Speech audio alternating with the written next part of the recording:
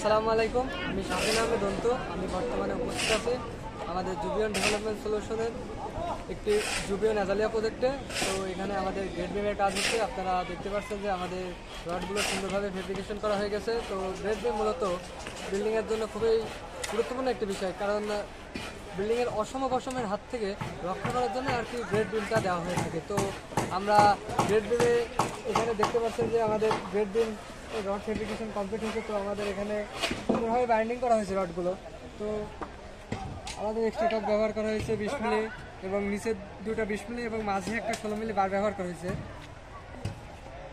আর 16 মিলি বার ব্যবহার করা হয়েছে। তো আমাদের এই প্রথমত গ্রেড বিমে লক্ষ্য রাখতে হবে যে রড ফেব্রিকেশনের সময় আমাদের কলামের মধ্য দিয়ে যেন আর কি বিমের রডটা যায়, কোনোভাবে যেন কলামের বাইরে দিয়ে রড না যায়, সেদিকে মাছ দিয়ে লক্ষ্য রাখতে হবে। কারণ এটি খুবই গুরুত্বপূর্ণ বিষয়।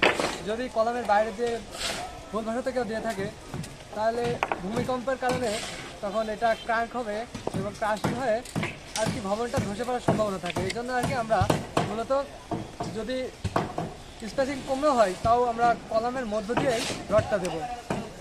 তো আমাদের এখানে সুন্দরভাবে রড বাইন্ডিং করা হয়েছে। আমাদের গেট বিমে মূলত কম্প্রেকশন এবং টেনশন দুটাই থাকে। তো কম্প্রেকশন মূলত চাপ এটা উপরে থাকে এবং টান নিচে থাকে, নিচের পারে আর কি টান টান এটা থাকে।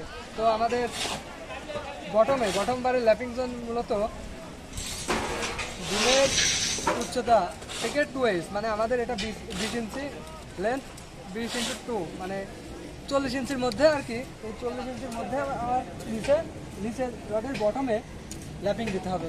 ল্যাপিং মূলত আমরা 60 দিয়ে থাকি, কিন্তু 35 থেকে 60 পর্যন্ত ল্যাপিং দেওয়া যায়। আর আমাদের উপরের বারে মূলত ল্যাপিং জোন হবে মাঝে, কারণ এটা কম্প্রেকশন বার, সেজন্য মাঝে ল্যাপিং দিয়ে থাকি। তো আমাদের এখানে মূলত রডের স্পেসিং ঠিক আছে, আপনারা দেখতে পাচ্ছেন 4 ইঞ্চি পর আর কি দেওয়া হয়েছে। L/3 করে এটা টোটাল মাপে L/3 মানে 3 ভাগের 1 ভাগ, দুটা কলামের দুই পাশে সাপোর্টে 4 ইঞ্চি পর আর কি এই স্ক্রাবটা দেওয়া হবে, এবং মাঝে 7 ইঞ্চি পর আমরা স্ক্রাব ব্যবহার করে থাকি। তো আমাদের এখানে সেন্টারিং এর কাজ চলছে, আমাদের গ্রেড বিম সেন্টারিং এর কাজ। তো গ্রেড বিম সেন্টারিং এর সময় আমাদের ওখানে প্রথমে পরিষ্কার করে নিতে হবে আর কি। স্টিলটা মোবাইল দিয়ে পরিষ্কার করে তারপরে আমরা দেবো। আপনারা একটু আসেন, দেখতে পাবেন যে আমাদের ভিতরে কত সুন্দরভাবে পরিষ্কার করা হবে। আমাদের এটা সাইজ মূলত 1 ফিট। তো আমাদের সাইজটা ঠিক আছে, এবং আমাদের নিচে 1.5 ইঞ্চি ক্লিয়ার কভার ব্লক ইউজ করা হয়েছে, এবং সাইডেও 1.5 ইঞ্চি ব্যবহার করা হয়েছে। আপনারা দেখতে পাচ্ছেন সাইডে এবং নিচে 1.5 ইঞ্চি ক্লিয়ার কভার ব্যবহার করা হয়েছে। আর উপরে এটা বেশি 20 ইঞ্চি লেন্থ, কিন্তু বেশি দেওয়া হয়েছে কারণ কাস্টিংয়ের ক্ষেত্রে, সুবিধার ক্ষেত্রে কাস্টিং যারা ভালো হয়, এই জন্য আর কি 22 ইঞ্চি দেওয়া হয়েছে। 2 ইঞ্চি একটু বেশি রাখতে হয়। তো এই স্টিল সারা ব্যবহারের ক্ষেত্রে আমরা মূলত প্রথমে পরিষ্কার করে নেব, এবং যদি যেখানে স্টিল সাটা জয়েন্ট দেবো সেখানে এই যে ফর্ম ব্যবহার করতে হবে, যেন ঢালাইয়ের সময় যদি ভাইব্রেটর দিয়ে মশলাগুলো বাইরে বের হয়ে না যায়, হানি কম বের না হয়, এই জন্য আর কি আমরা এটা করব।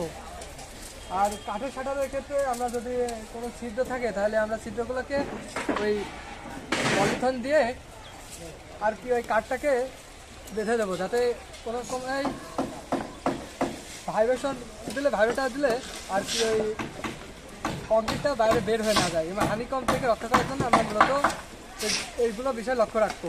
আর একজন ইঞ্জিনিয়ার হিসেবে প্রথম থেকে আমাদের সাইডে দেখতে হবে যে কাজগুলো কীভাবে হচ্ছে। আর একটি বিষয় লক্ষ্য রাখতে হবে, এই যে দেখতে পাচ্ছি যে আমাদের এখানে 6 ইঞ্চি আর কি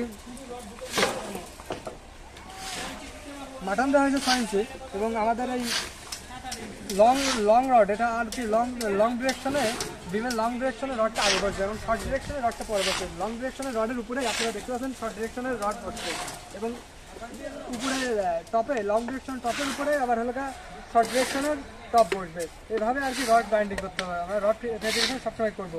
তো আমাদের যে আপনারা লক্ষ্য করছেন যে প্রথমে যে বিষয়টি বলছিলাম যে কলামের মধ্য দিয়ে আর কি গ্রেড মিলে রড মাছ দিতে হবে, কারণ কলামের মধ্য দিয়ে না দিলে তো ভূমিকম্পের কারণে এটা ক্রাশিং হয়ে আর কি সরে যাবে। তো এই দেখেন আপনারা দেখতে পাচ্ছেন যে আমাদের সুন্দরভাবে কাজ হয়েছে, কলামের মধ্য দিয়ে আর কি আমাদের রডগুলো দেওয়া হয়েছে, এবং মাছ দিতে হবে, যেন কোনো সময় আর কি মাটাম না দিলে এটা যখন চাপ করবে কিংবা ভূমিকম্পের কারণে ক্রাশিং হবে, তখন আর কি এটা ধরে রাখতে পারবে না, তো এক সাইডে ধসে পড়ার সম্ভাবনা থাকবে। তো আমরা সবসময় লক্ষ্য রাখবেন যে বিল এর ক্ষেত্রে কিংবা অন্য কোনো কাজের ক্ষেত্রে এগুলো সবসময় চেক করবেন।